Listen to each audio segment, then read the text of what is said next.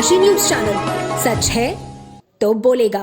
Mini Bengal के नाम से मशहूर वाराणसी में दुर्गा पूजा उत्सव की तैयारियां जोरों शोरों से चल रही हैं।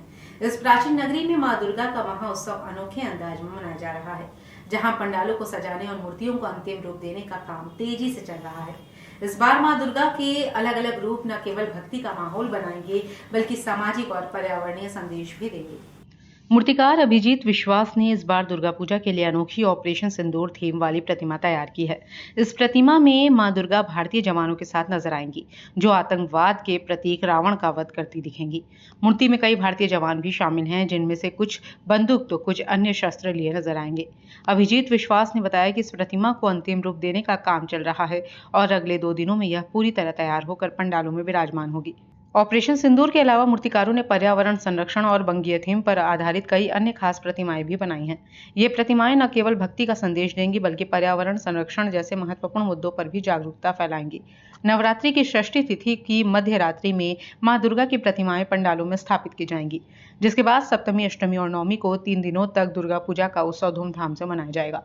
वाराणसी में शहर से लेकर गांवों तक 500 से अधिक दुर्गा पूजा पंडाल सजाए जाते हैं, जिनमें से कई अपनी अनूठी सजावट और थीम के लिए देश भर में मशहूर हैं।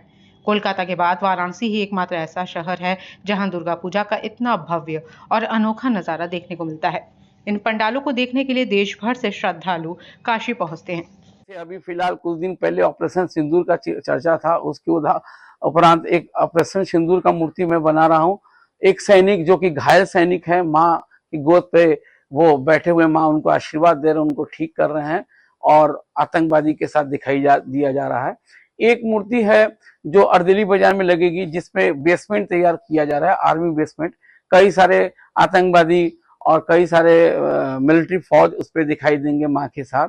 और कई सारे ऐसे मूर्ति भी जो पर्यावरण को संदेश देते हुए, एक मूर्ति मैंने पेड़ के पत्ते के ऊपर बनाया है, जिसमें यह दिखाया गया कि हर एक पत्ते पे माँ विराजमान है और पत्ते से बनी हुई माँ की प्रतिमा बनाई गई है, जो कि चेतगंज में ही लगेगी। एक मूर्ति मैंने और भी अच्छी शैली की है, जो बनने के बाद ही पता चल पाएगा, क्योंकि वो प्रतिमा जो है बांस के पत्ते से बना हुआ थाली बना है और थाली में सारी देवी विराजमान है, माँ दुर्गा, लक्ष्मी, सरस्वती, कार्तिक, गणेश। एक प्रतिमा ठीक मेरे पीछे विशाल बड़ी प्रतिमा है, न्यू सागर चेतगंज में बन रहा है, जो प्रतिमा माँ एक प्यार का संदेश देते हुए अपने परिवार के साथ पूरे गोद में छोटे छोटे बच्चे कार्तिक, गणेश, लक्ष्मी, सरस्वती को लेके शांति का संदेश देने के लिए निकल पड़ी है। तो कई सारे ऐसे मूर्तियां मैंने बनाया हुआ है। उम्मीद करता हूं लोगों को, दर्शकों को, भक्तजनों को बहुत अच्छा लगेगा।